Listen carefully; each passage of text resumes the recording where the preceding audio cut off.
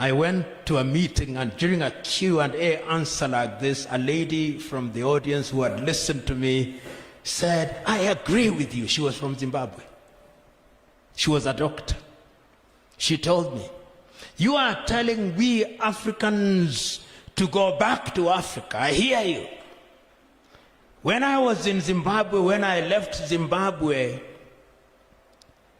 as a doctor, in the hospital where I worked, when I wanted to perform surgery, there were no gloves. All the things were not there. And my salary was the equivalent of 50 United States dollars. Should I have remained in Zimbabwe? I said no. And what is my point? My point is, if we want to retain the best men and women in our environment, let us compensate them. Yes, you compensate them accordingly. Because I do not know whether they used to say it here in Lesotho, go to school, get a good job, and enjoy a good life. Now you go to school in many African countries, you go to school, get your qualification, engineer, doctor, teacher, lawyer, and that is when you begin to suffer. Because your parents now say you have a qualification, you can't live in our house, and that is why you see young Africans are suffering, trying to go to the United States of America, trying to go to Europe to look for opportunities. I was recently in a place called Hargeisa in Somaliland, and a Somali gentleman who was speaking, and we were talking about migration, this is what he said, and I love the say.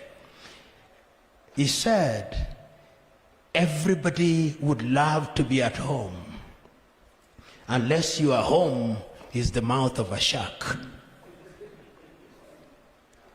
Everybody would love to be at home. Every person from Zimbabwe that you see outside of the country, every African that you see in Europe, every African that you see in the United States, if you ask them, given a choice and holding all factors constant, where would you want to be? Home. The reason why people run away from home is that there are no opportunities. So in order to retain our people at home, we must create opportunities. How do you create opportunities? Doesn't mean that people from Lesotho will not go outside. The world is a village, and I expect the Basotho to go and work in South Africa. Nothing wrong with it. But I expect people to go and work in different parts of the world. Nothing wrong with it. The only problem that I have is that you become an economic refugee simply because the home is so hostile that there is nothing to do. That is the plight of Africa, because we misapply resources. Look at the Chinese, and I'm sure you see them here in Lesotho, as I see them in Kenya, as I see them in different parts of Africa. Young ones, they are in their 20s and 30s, the very same age that the people who came to colonize us were. 20s and 30s, because they sent people who are unmarried without family commitment. They are the ones who came. They come here in Lesotho, in a room that is 10 by 10 feet, they live 5 of them, eating bowls of rice, living modestly. Within 5 years, they are multimillionaires. And they are sending money home. In other words, they are away from home, but they think about home. Lesotho, like all African countries, must create an environment that makes it attractive for them to become citizens who are loyal to their country.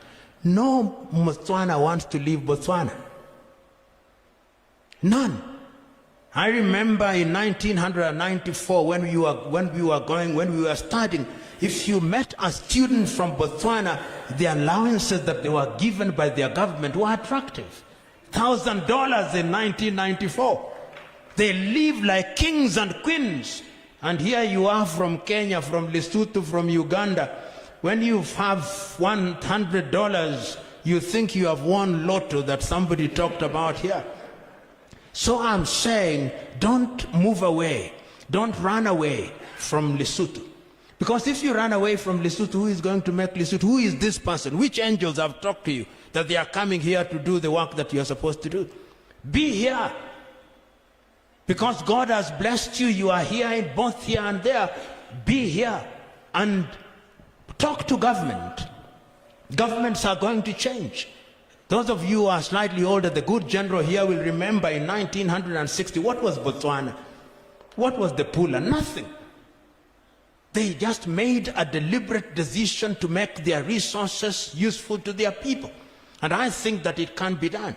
And you who are in government know that it can be done. We know there are difficult times for all countries because of COVID.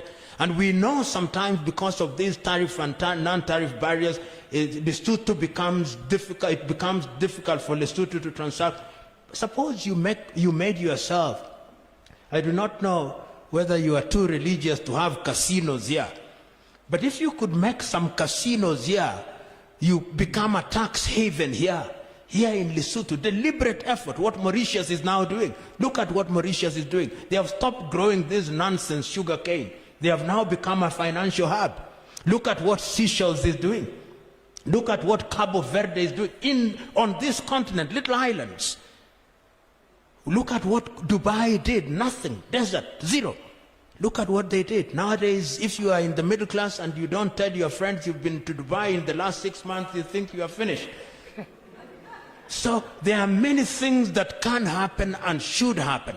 And I think that within these, I mean, I'm very impressed when I look at in Africa, and the good generals and brigadiers here will tell you, it used to be the case that people who joined the military in many African countries are people who did not go to school. Look at the quality of our men and women in defense forces nowadays. Amazing in all sectors. And if you look at the history of countries such as the United States, you'll remember, for example, things like computers. It is the military was the home of major discoveries. We were told here, I think it's by the good brigadier who told us about the history of the Romans and what they did. There are many things. And I know you have a defense college. I've gone to several defense colleges in Africa, to Zimbabwe, to Rwanda, and to Kenya. There is a new leadership college in Ethiopia. And you listen to men from the military and you are amazed. They are not just gun-bearing people. There is intellectual firepower. And that is what you need. So many things can be said, and particularly in peacetime now. In peacetime now, why can't the military be involved in civilian activities? And I'm quite certain they are. You involve them in civilian activities, and in that way, they deploy their discipline and their other things in a different way. And that is how I understand, as I conclude, what my good young friend is doing here. He is in the military. He has no disciplinary problems, and he is being effective in other areas. And history has demonstrated time and time again that if you want anything done well, give it to a busy man or a busy woman. It will be done perfectly and on time.